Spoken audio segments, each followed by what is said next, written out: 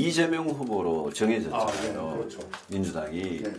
결국 정권 교체를 한다는 것은 이재명 후보를 누가 이기냐 딱 보기에 달려있는 건데 저는 제가 후보가 돼야만 이재명 후보를 이길 수 있다. 이 선거는 굉장히 어려운 선거다. 내년에 한 1%, 2%로 승부가 날 것 같고 그러면 각 당 지지자들은 자기 후보 찍을 거고 무조건. 결국 중도층, 젊은층, 특히 수도권 여기가 누구를 지지하느냐가 승부를 결정짓는데 준비가 안 되고 또 흠이 많은 후보로는 이재명을 절대 이길 수가 없다. 왜냐하면 이재명 후보가 여러 가지 지금 대장동 게이트나 그런 데 많이 엮여 있잖아요. 그런데 우리 후보가 흠이 있으면 그거를 제대로 국민 앞에 공격을 할 수가 없어요. 국민들 눈에 뭐 50보 100번에 도끼인 개끼이네 이렇게 되면 이재명 후보를 이길 수가 없고 정책이나 공약이나 이런 것도 저는 준비된 후보만이 이재명을 이길 수 있습니다. 이재명 후보가 성남지사하고 경기도지사를 해갖고 이 사람이 기본소득, 기본주택, 기본대출 그런 걸 갖고 나오면서 제가 이제 늘 아주 악성 포퓰리즘이라고 말하는 그런 공약을 갖고 나오는데 국민들을 달콤한 말로 현혹시키는 데는 도사들이거든요. 그래서 그런 후보하고 붙으려면 정책 공약의 경쟁이나 TV 토론에서도 확실하게 제압을 할 수 있어야 되고 그러면서 도덕성이나 품격이나 이런 데서도 확실하게 차별화가 돼야지 국민들께서 아, 유승민이 대한민국 대통령이 되면 대한민국이 이렇게 되겠구나. 아, 이재명 저분이 되면 이렇게 되겠구나라는 걸 확실하게 구분을 해가지고 선택을 하실 수 있을 것 같아요. 그래서 제가 우리 후보들 중에 다 훌륭하신 분들이지만 제가 이재명하고 모든 면에서 제일 극과 극이다. 그래서 제가 후보가 돼야 우리 중도층이 지지를 해줄 거고 중도층이 지지해야 이긴다. 이제 그런 논리로 지금 경선에 임하고 있죠. 대선 출마는 두 번째인데요. 예. 출마 소회부터 먼저 좀. 4년 전에는 탄핵 직후에 대선이라 가지고 사실 준비도 제대로 못하고 뭐 우리는 그때 탄핵 이후에는 보수 이 정치인들은 뭔가 이상하게 이렇게 큰 죄를 지은 그런 죄의식 속에서 치른 선거였잖아요. 그래서 그때는 사실 홍준표 후보가 2번이고 제가 4번이었는데 그때는 제대로 선거를 준비도 못했지만 그 선거 임하는 각오나 이런 게 뭐 진짜 이겨보겠다 이런 게 아니었거든요. 근데 이번에는 이제 다 통합이 돼가지고 보수가 한 명 후보 뽑아서 하니까 5년 만에 정권 교체한다는 게 굉장히 힘들긴 한데 이번에는 우리가 정권 교체 꼭 해야 되겠다. 이 각오가 다들 굉장히 강하고 그래 이번 대선에는 제가 뭐든지 제가 최선을 다해서 후회 없이 진짜 다 하고 싶은 그런 각오로 임하고 있고요. 당에서 이제 2차 컷오프 할 때 수직 상승했다는 뭐 말씀도 있고 그런데 그 추이에 대해서는 저는 느낌이 2차 컷오프는 정확한 수치는 몰라요. 근데 뭐 어제 갤럽 조사도 그렇고 일반 시민들이 야권 후보 중에 누가 제일 좋으냐 이렇게 묻는 여론조사에서는 제가 굉장히 빠르게 추월이 아니라 따라잡고 있다고 생각을 합니다. 근데 저희 가장 큰 약점은 세상이 다 아는 약점인데 우리 당원들이에요. 제가 5년 전에 박근혜 대통령 탄핵 때문에 우리 보수적인 유권자 또 영남의 우리 당원들 이런 분들이 저한테 굉장히 섭섭하게 생각하셨어요. 그 당시에.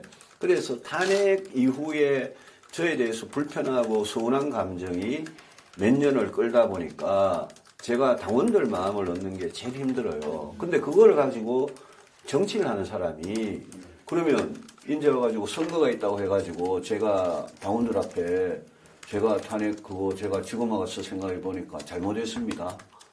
그거는 정치인이 아니죠. 제가 양심과 소신에 따라 했는데 그래서 제가 이렇게 말씀을 드립니다. 그 부분은 제가 업보라고 생각한다. 근데 지금 냉정하고 합리적으로 생각해 주시라. 저에 대해서 서운한 감정을 갖고 계시는 그 당원들께서 우리나라 국민들 중에 정권교체를 제일 절실하게 원하시는 분들이에요. 그렇잖아요. 그렇죠. 그럼 이겨야 될 거 아니냐. 그럼 이길 수 있는 후보 뽑아달라. 저를 국민의힘 후보로 선택해 주시라. 진짜 정권 교체를 원하신다면 이런 식으로 이제 저는 정면 승부를 하는 거죠. 그래서 그런 당원들의 마음이 저에 대해서 만약 11월 5일 우리 후보 뽑기 전에 풀리면 제가 되는 거예요. 근데 안 풀리면 제가 되게 힘들어요. 본인만의 강점, 다른 후보 지금 뭐 새 후보 계신데요. 그 새 후보의 약점 말고 본인이 국민의힘 후보가 됐을 때 정권 교체를 위한 가장 큰 강점은 어떤 게 있을지. 우리 후보님들이 지금 4명 남은 후보가 1경 3검입니다. 검사 세면에 경제를 오랫동안 한 사람 저밖에 없어요. 저는 코로나 이후에 먹고 사는 문제 해결하는 거, 경제 다시 일으키는 거, 부동산 일자리 전부 다 경제 문제 아닙니까? 경제 문제를 그거를 확실하게 내가 이쪽으로 해결하겠다라는 생각이 분명해야지 거기에 맞춰서 총리, 부총리, 장관도 좋은 사람을 낼 수 있고 대통령이 뭘 알아야 하거든요. 근데 우리 죄송하지만 그 검사 출신 그분들은 이런 경제나 이런 정책에 대해서 사실 잘 모르세요. 제가 검사 출신들보다는 국민들한테 이런 점에서 어필할 수 있는 후보다. 또 이재명 후보하고 바로 붙어도 제가 절대 밀리지 않은 후보다. 그거를 이제. 그 최근 토론회에서 이제 뭐 윤석열 후보 왕자 논란부터 시작해서 뭐 천공 스승님 계속 거론하고 계신데요. 국가 지도자의 의사 판단력과 의사 결정의 문제라고 보는 거죠. 저는.